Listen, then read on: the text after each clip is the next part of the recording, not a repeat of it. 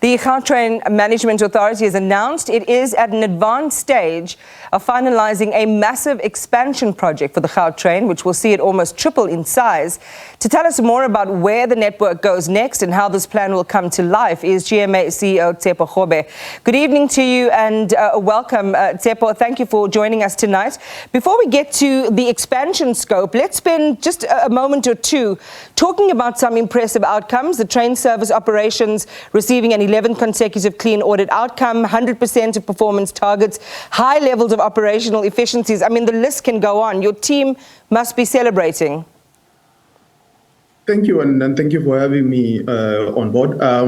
We pride ourselves in us making sure that the people of Gauteng move properly all the time. Now, when we actually started the project, it was always an issue for us to be able to say, how do you make sure that the people of Gauteng can move the right way and make sure that we are actually on time all the time, and then the service is available all the time. And I think we're achieving a lot of those outcomes as it was intended by the project right in the beginning. The clean audits just means that we as an organization actually have a proper governance model and a proper culture, which shows in the work that we put out, and we're really happy with it.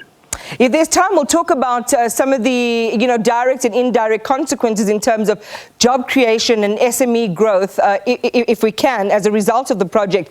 But let's go to where we are right now. 80-kilometre express rail system linking Joburg, Kempton Park and ORT. This is where the Gautrain is now. Where are you going to next, and how many more kilometres of coverage will be added? I think before we get into that, you got to bring context to it and have a clear understanding of why would we need to do that. So in the initial part of the feasibility study, we actually modeled Gauteng's freeway. And when we model Gauteng's freeways, what you got to be able to understand was that in 2025, the whole province will grind down all across to 26 kilometers an hour. We estimate that somewhere in 2037 and 2040, it will grind down to 10 kilometers an hour in terms of the ability to move. So congestion is real, and you have to be comfortable with those figures. Now, one of the biggest issues that we also have as Gauteng is the complexity of the in-migration. And the in-migration is not unique in the world. A study that was done in 2014-15 shows that in 2050, 70% of the world will live in urban cities. And the more people live in urban cities, there will be more people to move. Now, in addition to that, because of what they call of the logistics challenge of people living all in cities, you will also have 3 times the amount of goods to move at that point. Now, that in itself is a big challenge, and you got to understand that context. Now, you can go ahead and say, well, why do we need to build an additional network? You need to build an additional network because this economy will grind to a halt. It will go at 10 kilometers an hour. It will take you more than 2 hours to go from Johannesburg to what do they call it, to Pretoria. Or in the opposite direction, it will be the same thing. So we need to have that context before we even have the concept of why should we even expand the, what do they call it, the Gautrain in itself. All right, so then, and valid points, which I want to come back to because there's an interrogation of that, but to share with our viewers very quickly where this intended expansion is going to go. So the intended expansion, as it is, it would go, so it would take off in and around the Sambrand area and go on to what's called the Mamelodi line, which will end up in Easterfabriek in Mamelodi, capturing the sort of the far eastern side of Pretoria, going through Irene, the Morletta area and Flay area, and then ultimately ending up at the back and also capturing that back end of what do they call it, of development in Tshwane as a whole. Okay. To the south of that point, we go through Sambrand, going through Oliven, Sunning Hill, and then Four Ways, and then all the way down to Soweto. And it's going to be modeled pretty much cost model similar as the Gautrain. In other words, it's probably going to be accessible again to the higher LSMs.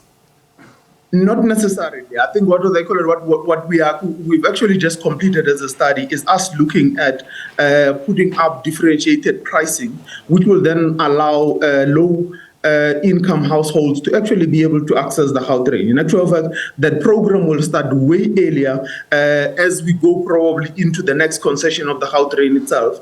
And we have finalized the study and we're clear about that it's affordable and we can actually achieve that. So it is no more going to be on the same or it will be on similar pricing, but not the same type of pricing as it is right now. Yeah, so how will you reach the people? I mean, when you talk about, going on the highway at 10 kilometers an hour, nobody wants that.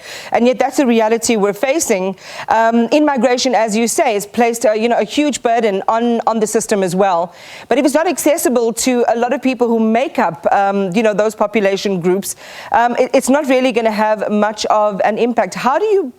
And I heard that you say, it's going to be slightly different in its modeling, but how do you create a much more, I want to use the word inclusive, group of consumers for this very important resource, which clearly is working?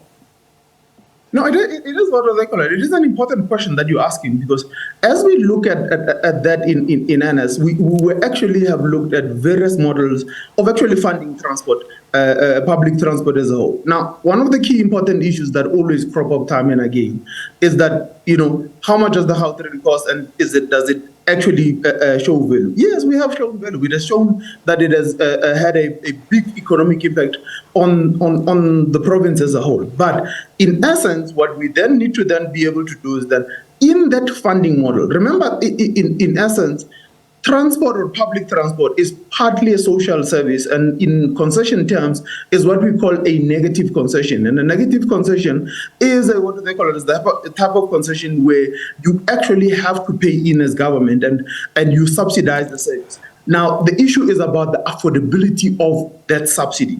How much money do you bring in? And as you bring it in, then how do you actually balance the key issue of not subsidizing the wrong people? Okay. And yet at the same time have the reachability that you need, and that is what you are raising. And that is what they call it. That is the big issue that we had been looking at in terms of the feasibility. And we believe that we have found a solution that will then enable a vast majority of people that at the current moment cannot access the system. Sorry to, apply the accelerator button. We're out of time, and I really just want to quickly squeeze two thoughts in. How much is it projected to cost? And B, last time round, we had a vast array of partnerships, both, in the delivery consortium and in the construction consortium, Marion Roberts, Bombardier, UK, Boygues Travaux, and so on. This time round, because we've done what we needed to do, right? We've learned the lessons from why we had to bring in foreign companies who've done it quite well in their territories to come and show us how it's done. Will it be 100% owned and operated, this expanded network?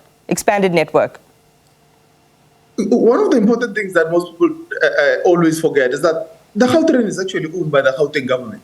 It is an asset. It's a 45 billion rand asset that we've built and we own. It is just privately operated, and that in itself creates a separation of duties where we're able to levy penalties on the people if they don't deliver the right service.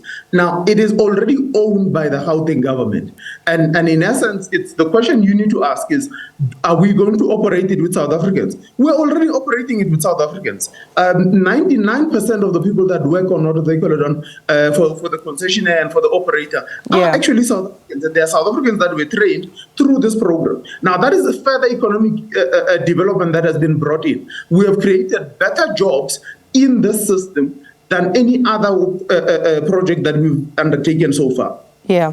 Well, thank you very much for that clarification and that reiteration. We appreciate it.